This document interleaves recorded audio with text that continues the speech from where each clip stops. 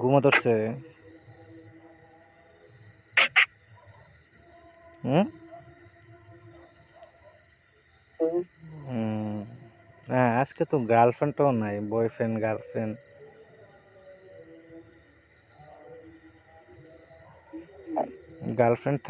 Girlfriend থাকলে তো তার সাথে বসে বসে দুষ্টামি করা হইতো, ঘুমটা ভাঙ্গে যেত।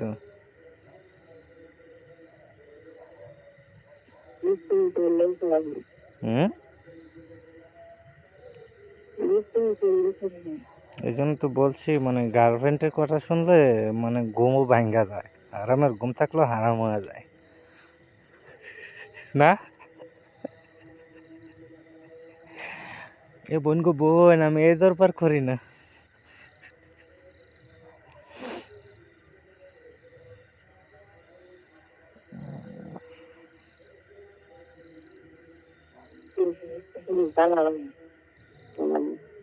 বুঝি না আমি।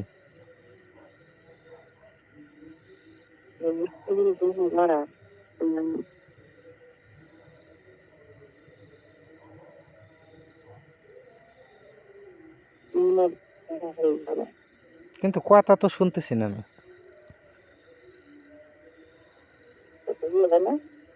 আস্তে আগে কথা একদম।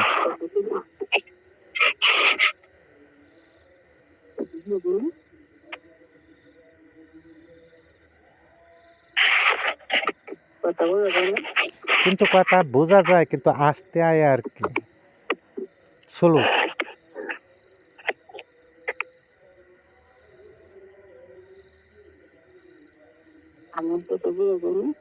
হুম।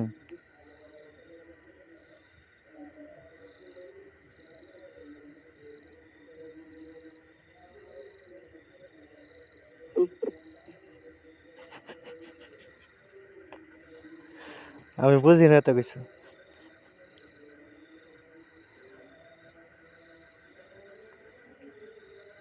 আমি আমি মেয়েদের সাথে কিন্তু কথা বলে, ঠিক আছে, অনেক বিভিন্ন মেয়েদের সাথে কথা বলি, কিন্তু মেয়েদের বিষয়ে আমি কোনো কিছু বুঝি না।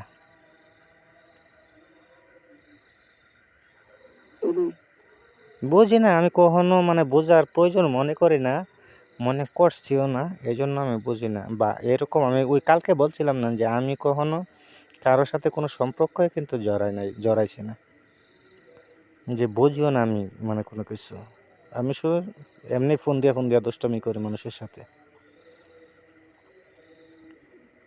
এই জন্য কোনো কিছু বলি না। কেউ যদি আমার কোনো মেয়েদের ব্যাপারে মানে ধারণা নিতে চায়, এটা আমার দ্বারা সম্ভব না কখনো।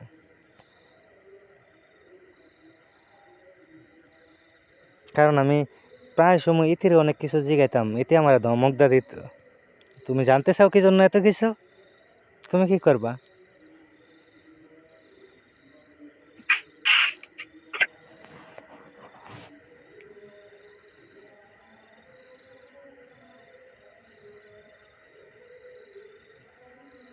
এত এত সুন্দর একটা মানুষ, এত সুন্দর একটা মানুষ, এখনো 2-4টা বিয়া দেওয়া যাইব, এখনো একবারে মরার মতো আহ, কই যে যামু।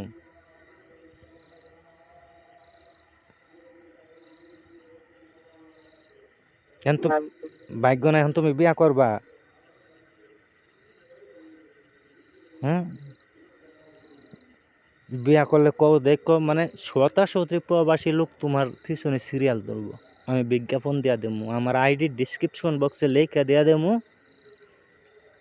নাম যেন কি,